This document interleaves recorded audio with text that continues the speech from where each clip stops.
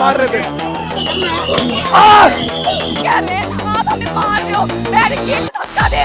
রাজধানী দিল্লির রাজপথ এখন কেবল এক টুকরো সড়ক নয়, এটি যেন পরিণত হয়েছে ক্ষোভ, অসন্তোষ এবং অধিকার আদায়ের এক উত্তপ্ত রণক্ষেত্র। একদিকে অনশনরত অধিকার কর্মী সোনম ওয়াংচুক এবং হাজারো বিক্ষুব্ধ শিক্ষার্থী, আর অন্যদিকে কেন্দ্র সরকারের অনড় অবস্থান। প্রশ্ন একটাই, শেষ পর্যন্ত পিছু হটবে কে? আন্দোলনরত তরুণ সমাজ নাকি নরেন্দ্র মোদীর নেতৃত্বাধীন বিজেপি সরকার? দিল্লির যন্তর মন্তরের বাতাস এখন স্লোগানে মুখরিত। তীব্র গরম কিংবা ঝুম বৃষ্টি, কোনো কিছুই দমাতে পারছে না এই শিক্ষার্থীদের মনোবল। কেন্দ্র সরকারের তরফ থেকে আলোচনার আশ্বাসের বার্তা পাঠানো হলেও অনশন থেকে এক চুলো নড়তে রাজি নন সোনম ওয়াংচুক। তিনি পরিষ্কার জানিয়ে দিয়েছেন, ফাঁকা বুলি বা সাময়িক আশ্বাস নয়, শিক্ষার্থীদের সমস্ত দাবির সুনির্দিষ্ট ও কার্যকর বাস্তবায়ন না হওয়া পর্যন্ত এই লড়াই থামবে না। আন্দোলনকারীদের স্পষ্ট ঘোষণা, দাবি আদায় না হওয়া পর্যন্ত আন্দোলন চলবে, রাজপথ তারা ছাড়বে না। পরিস্থিতি যে কোনো সময় হাতছাড়া হয়ে যেতে পারে এমন তীব্র আশঙ্কায় মোদী সরকার এমন নিরাপত্তার কঠোর বলয় গড়ে তুলেছে।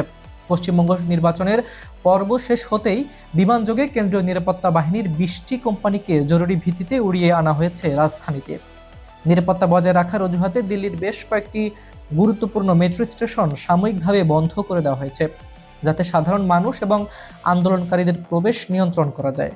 তবে সরকারের ওপর রাজনৈতিক চাপ ক্রমশ বাড়ছে।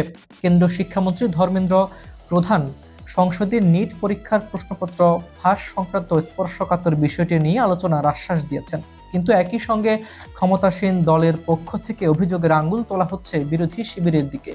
শিক্ষামন্ত্রী সহ বিজেপির শীর্ষ নেতারা, এমনকি প্রতিরক্ষামন্ত্রী রাজনাথ সিংও দাবি করেছেন এই আন্দোলনের পেছনে রয়েছে বিরোধী দলগুলোর রাজনৈতিক দল।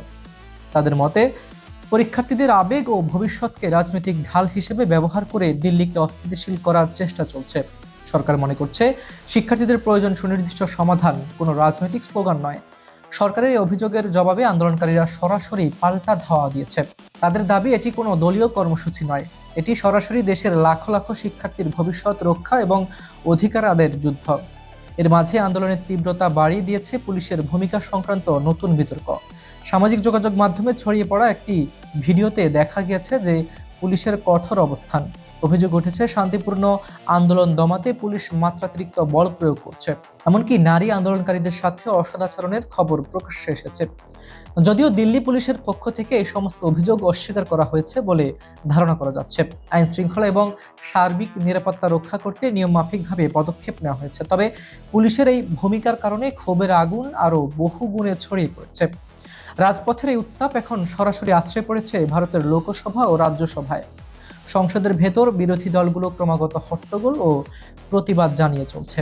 প্রশ্নপত্র ফাঁসের মতো মহা কেলেঙ্কারির দায় নিয়ে তারা সরাসরি শিক্ষামন্ত্রী ধর্মেন্দ্র প্রধানের পদত্যাগ দাবি করেছে। সরকার ও বিরোধীদের আলোচনার নিয়ম এবং ধরন নিয়ে তৈরি হয়েছে চরম অচলাবস্থা।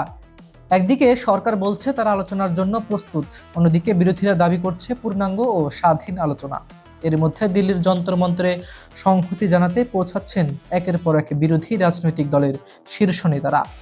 যদিও তারা দাবি করছেন রাজনৈতিক সুবিধা নিতে নয়, বরং দেশের একজন সচেতন নাগরিক ও অভিভাবক হিসেবে তারা তরুণ প্রজন্মের এই লড়াইয়ের পাশে দাঁড়িয়েছেন। তবে বিশ্লেষকদের মতে এই উপস্থিতি আন্দোলনটিকে নতুন এক রাজনৈতিক মাত্রা এনে দিয়েছে। রাজনৈতিক বিশ্লেষকদের মতে এই রাজপথের প্রতিবাদ কেবল একটি নিট পরীক্ষার প্রশ্নপত্র ফাঁসের ঘটনাতেই সীমাবদ্ধ নেই। এটি মূলত ভারতে প্রচলিত শিক্ষা ব্যবস্থা, ক্রমবর্ধমান বেকারত্ব, কর্মসংস্থানের অভাব এবং গণতান্ত্রিক অধিকার হরণের বিরুদ্ধে জমে থাকা দীর্ঘদিনের ক্ষোভের এক বিস্ফোরণ। দেশের কোটি কোটি তরুণ আজ মনে করছে, আজ যারা প্রশ্নপত্র ফাঁস বা এই ব্যবস্থার ত্রুটির কারণে ক্ষতিগ্রস্ত হচ্ছে, কাল হয়তো তাদের নিজের ভাগ্য একই অনিশ্চয়তার মুখে পড়বে। ফলে এই লড়াই এখন ভারতের তরুণদের জন্য আত্মমর্যাদা ও বেঁচে থাকার লড়াইয়ে পরিণত হয়েছে। এখন সবার নজর মোদী সরকারের পরবর্তী সিদ্ধান্তের দিকে। সরকার কি আন্দোলনকারীদের জোরালো দাবি মেনে নিয়ে কোনো বড় ধরনের নীতিগত পরিবর্তন আনবে, নাকি নিরাপত্তার অজুহাতে আরও বেশি কঠোর অবস্থান গ্রহণ করবে? আর অন্যদিকে অনশনরত সোনাম ওয়াংচুক কতদিন এভাবে নিজের জীবন বাজি রেখে রাজপথের লড়াইতে অনড় থাকবেন? এই প্রশ্নগুলোর উত্তরের উপরে নির্ভর করছে কেবল এই আন্দোলনের সমাপ্তি নয়, বরং ভারতের সাম্প্রতিক রাজনৈতিক ও সামাজিক ইতিহাসের ভবিষ্যৎ পথরেখা। আজ এ পর্যন্তই। আমি হাবিবুর রহমান নিশান আজ এখানে বিদায় নিচ্ছি। দেখা হচ্ছে পরবর্তী ভিডিওতে। ততক্ষণ পর্যন্ত ভালো থাকুন, সুস্থ থাকুন। আল্লাহ হাফেজ।